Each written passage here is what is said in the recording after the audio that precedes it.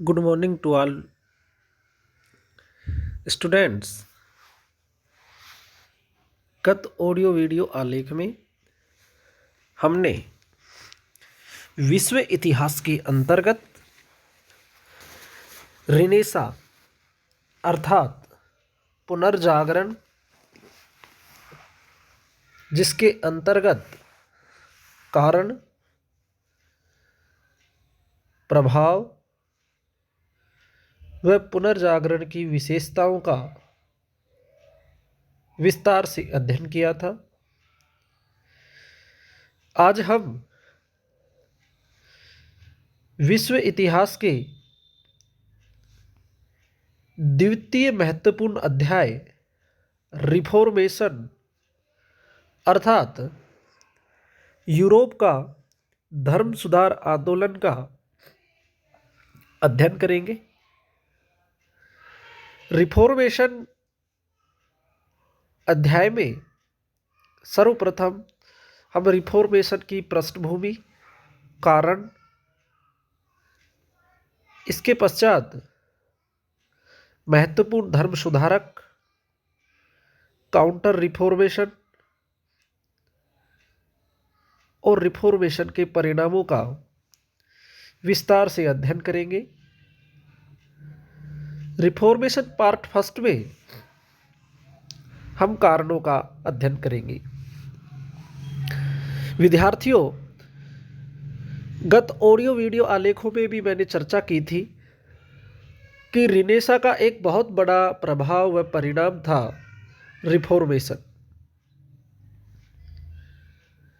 धर्म सुधार आंदोलन की शुरुआत जर्मनी में लूथर द्वारा तत्कालीन कैथोलिक पोपतंत्र तथा मठवादी अर्थव्यवस्था में व्याप्त बुराइयों पर वैचारिक आक्रमण से हुआ और शीघ्र ही अन्य देशों में यह रिफॉर्मेशन फैल जाता है। कारण, रिफॉर्मेशन के कारणों में सामाजिक, धार्मिक, आर्थिक, सांस्कृतिक, राजनीतिक, इन सभी कारणों के परिणाम स्वरूप रिफॉर्मेशन हमें देखने को मिलता है।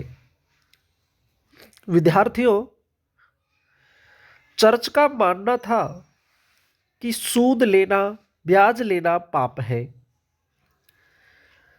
इससे व्यापारी वर्ग को बहुत बड़ी हानि होती थी।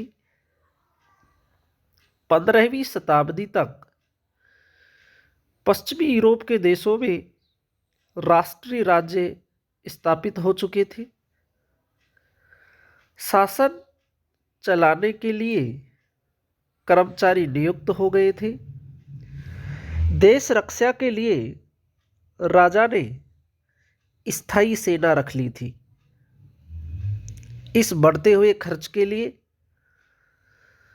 चर्च से टैक्स लेना अनिवार्य हो गया था, जबकि चर्च इसका विरोध किया करता था। राजाओं व पोप के बीच पादरियों की नियुक्ति को लेकर झगड़ा होता रहता था। चर्च वास्तव में राजा का राजनीतिक प्रतिद्वंदी हुआ करता था। उसके प्रभाव के कारण प्रजा की भक्ति दो ओर बट जाया करती थी, पोप व राजा के प्रति। राजा पोप के राजनीतिक प्रभाव से मुक्ति चाहते थे। चर्च द्वारा किसानों का व्यापक शोषण, चर्च के टैक्स से किसान बुरी तरह पिसते जा रहे थे। उनका मानना था कि जैसा ईसा मसीह का रूप था, वैसा ही हमारा भी मनुष्य का रूप है, पर हमें जानवर के समान रखा जाता है। इस तरह की भावनाएं किसानों में व्याप्त थी। चर्च द्वारा धर्म की आड़ में बहुत ठगी की जाती थी, लूट खसोट की जाती थी। एक पोप ने स्वीकार किया है कि रोम में बिना पैसे के कुछ नहीं मिलता, जो चर्च व पोप के भ्रष्टाचार को उजागर करता है। पादरी किसानों से अक्सर स्वीकार करवाते रहते थे कि धरती पर कुल 22 पाप हैं। उनमें से पहला बड़ा पाप यह है कि चर्च का दशांश देने से इनकार करना, अर्थात अपनी आय का 10वां भाग चर्च को नहीं देना बहुत बड़ा पाप माना जाता था। दूसरा पाप यह है कि उस टैक्स को फुर्ती से नहीं देना, तथा तीसरा पाप यह है कि उसे पूरा नहीं देना।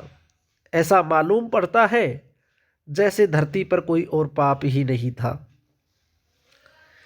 विद्यार्थियों, 16वीं सदी के आरंभ में चर्च का भ्रष्टाचार अपनी चरम सीमा पर पहुंच चुका था। चर्च अपने इंडलजेंस, पाप मोचन, क्षमा प्रदान करने वाले पत्र के द्वारा लोगों के पाप का प्रायश्चित करने लगा था। इससे लोगों में प्रतिकार जागृत हुआ।